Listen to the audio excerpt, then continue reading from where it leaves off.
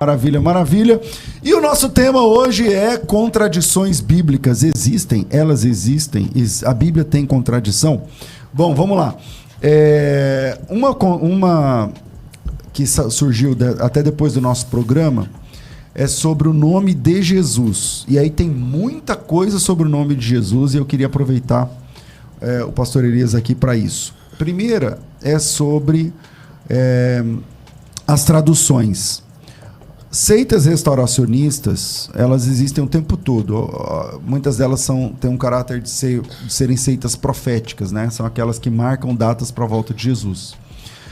Algumas delas militam na ideia do nome de Jesus. Então tem as testemunhas de Iehoshua e testemunhas de Ial-Roshua, testemunhas de Al-Rushua, testemunha de Alcha, agora tem Ialcha e tal.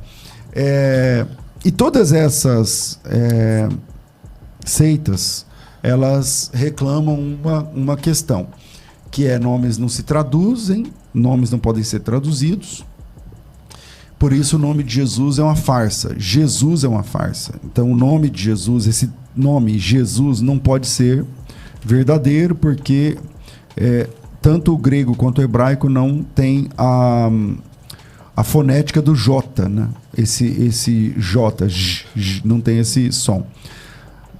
E aí eles trabalham em cima de algumas verdades, por exemplo, é verdade que em hebraico não tem o som de J, nenhuma letra do hebraico tem o som de J, nenhuma letra do grego tem o som de J, esse som, essa fonética é posterior e tal.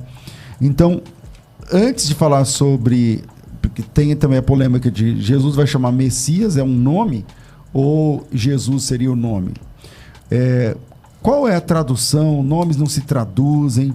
Quando o senhor vê essas pessoas falando sobre Ialcha, Iehoshua, Yeshua, Ial-Roshua, como é que a gente se comporta sobre isso e o nome de Jesus? Bom, vamos lá.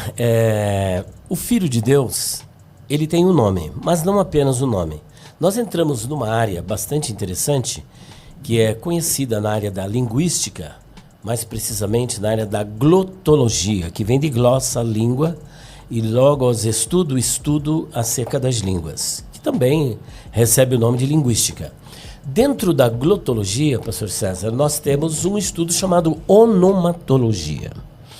A palavra onomatologia, ela vem do grego onoma, que é a palavra grega para nome, mais logia, que vem de logos, que é estudo, mais sufixo ia. Logo, onomatologia significa a ciência dos nomes ou o estudo acerca dos nomes. E a onomatologia, ela assambarca vários estudos, como, por exemplo, a teonímia. A teonímia, que vem de theos, mais onoma, significa nomes divinos, ou nome de Deus.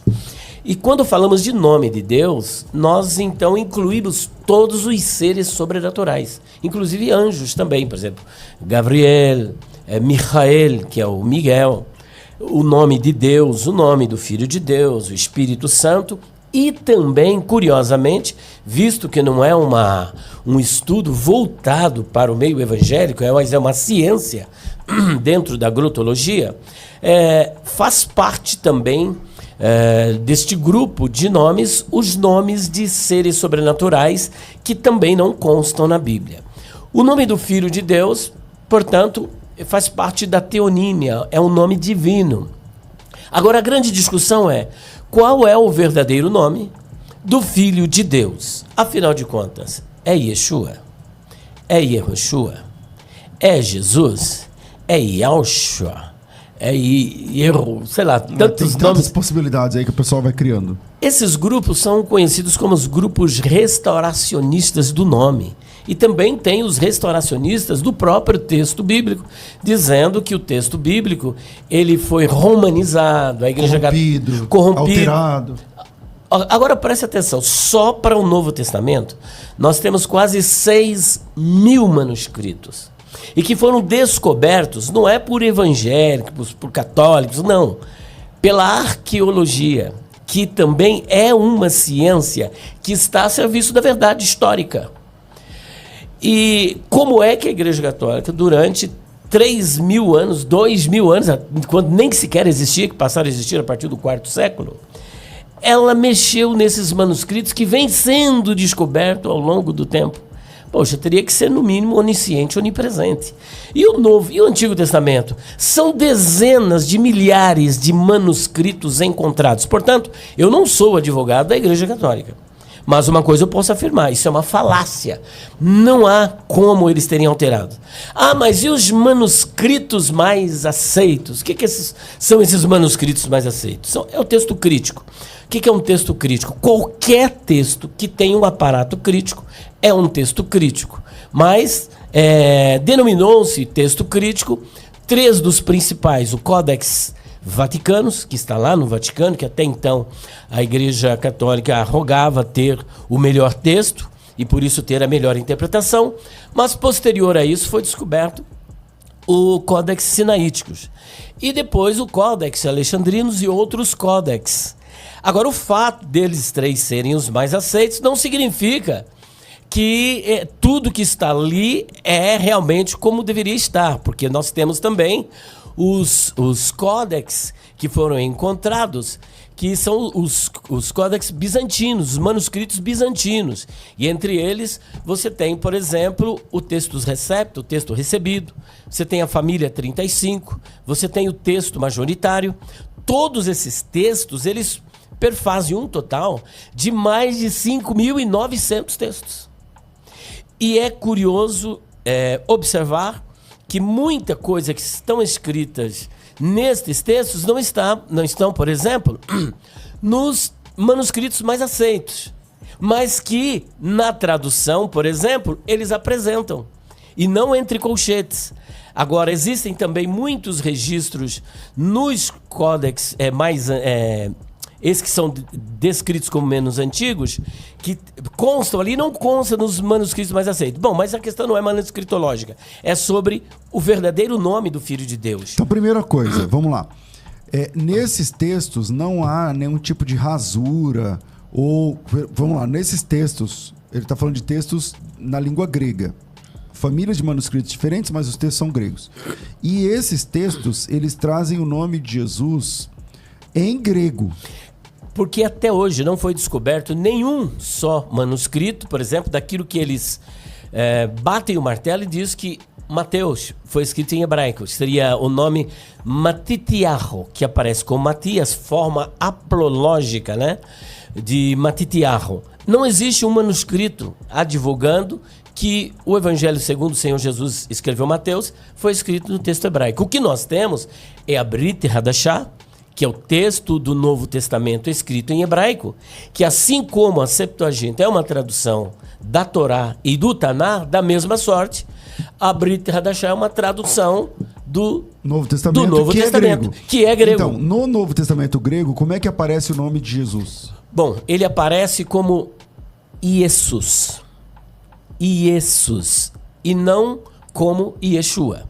Nós dizemos que Iesus é a forma grecizada do nome Yeshua. Então, por exemplo, Iesus, muitos desses restauracionistas, eles procuram negar a realidade do nome Iesus, dizendo que ali não pode ser o nome do Filho de Deus, porque é o nome do Deus cavalo.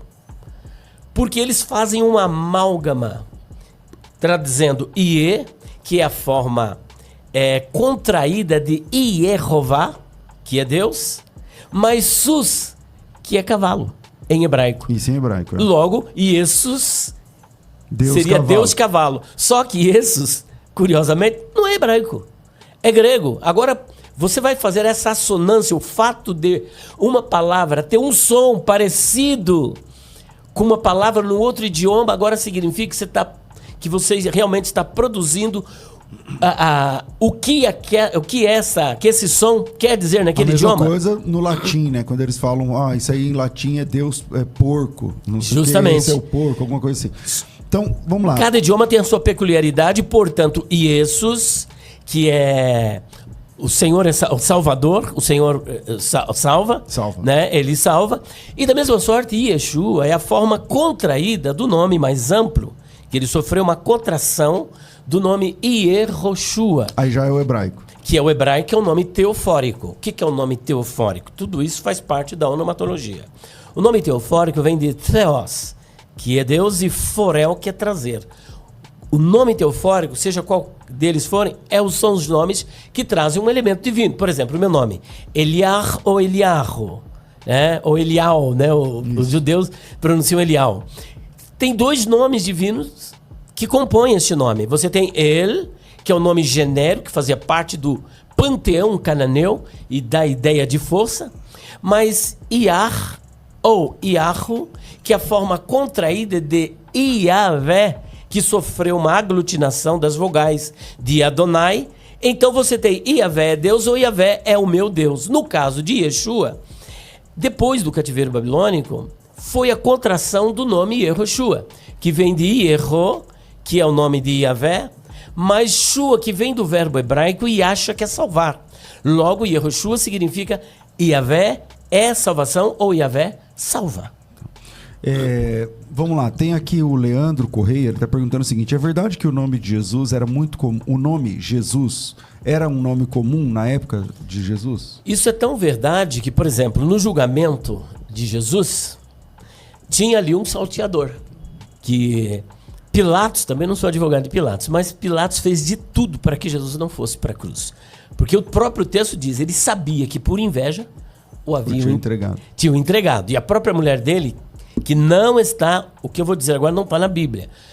O nome dela, de acordo com a tradição, se eu não me engano, nos Atos de Pilatos, que é um livro pseudoepígrafo, o nome dela aparece como Cláudia Prócula.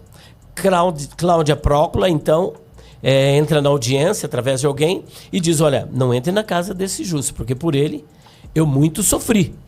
Agora, o que ocorre? Isso Pilatos, aí já está na Bíblia. Já está na Bíblia. Agora, só não está o nome. Só não está esse nome da Cláudia Prócula. O que ocorre? Pilatos tinha 1000 motivos para não levar Jesus para a cruz. E até ele queria provocar as autoridades judaicas, né? Só que ele, então, como era costume, sempre soltar um prisioneiro por ocasião da festa, trouxeram quem? O pior crápula da sociedade. Que eu costumo dizer o seguinte, quem é Barrabás? Barrabás sou eu, Barrabás somos nós, né? Falou, quem que vocês querem que eu solte? Barrabás ou Jesus chamado Cristo? De acordo com a história, Barrabás também se chamava Jesus. Tem Jesus o justo? São várias pessoas com o nome de Jesus na época. Assim como, por exemplo, na Bíblia são várias pessoas com o nome de Miguel, que a bem da verdade não é Miguel, é Michael, que a transliteração seria Micael. Isso é uma realidade, tinha mesmo. Vamos lá. Aí a Electra, ela diz assim, Jesus nem existe no hebraico, é Yeshua. Então, volta aqui a explicação, né? É verdade, né? Não tem como ter o nome Jesus em hebraico, porque em hebraico é Yeshua. Mas a tradução... Pessoal, é o seguinte, quando a gente era pequeno, lá em Barbacena, contaram pra gente uma história que nomes não se traduzem. Só que lá em Atos 9,36 está dizendo assim, ó, havia em Jope uma discípula por nome Tabita, que traduzido esse nome é Dorcas. Contaram essa história pra gente que nomes não se traduzem, mas na Bíblia o nome se traduz sim, né, o tempo todo. Por exemplo, quando você tem a Bíblia King James, o que é King? É rei. O que é James? James é o nome para Tiago. James é em inglês, Tiago é em português. Assim que por sua vez, Tiago vem de Jacobos, que é grego, que é Jacó, que por sua vez em hebraico é Yaakov. Então você tem Tiago, Jacó e James são o mesmo nome em línguas distintas, tá certo? Então em português, Tiago, em inglês, James, em hebraico, Yaakov, que é Jacó para nós, entende? Então, a mesma coisa, são muitos, né? Por exemplo, Guilherme. Guilherme, em português, em inglês é William, né? Então, enfim, nomes se traduzem o tempo inteiro. Mas contaram pra gente essa história. E aí as pessoas dizem assim, não pode traduzir o nome de Jesus, porque não sei o que e tal. Então, vamos lá. Quando você fala Jesus, assim, J-E-S-U-S, você está falando o nome do Salvador em português. Se for em hebraico, é Yeshua. Se for em grego, é Jesus.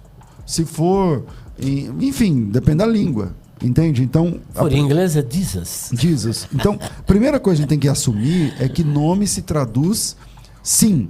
Nome se traduz sim.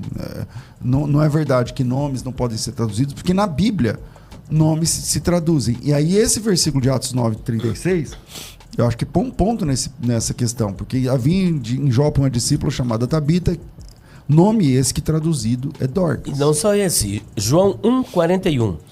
Este achou primeiro a seu irmão Simão e disse-lhe, achamos o Messias, que do hebraico é o Mashiach, que vem de machar, lambuzar com óleo, separar para um ofício. Que traduzido é o Cristo, que vem do grego Christos, da raiz grega Crio, que é lambuzar com óleo e separar para um ofício. Muito obrigado por assistir até o final. Se você gostou, deixa o like, se inscreva no canal e ative o sininho de notificação. Até a próxima, valeu!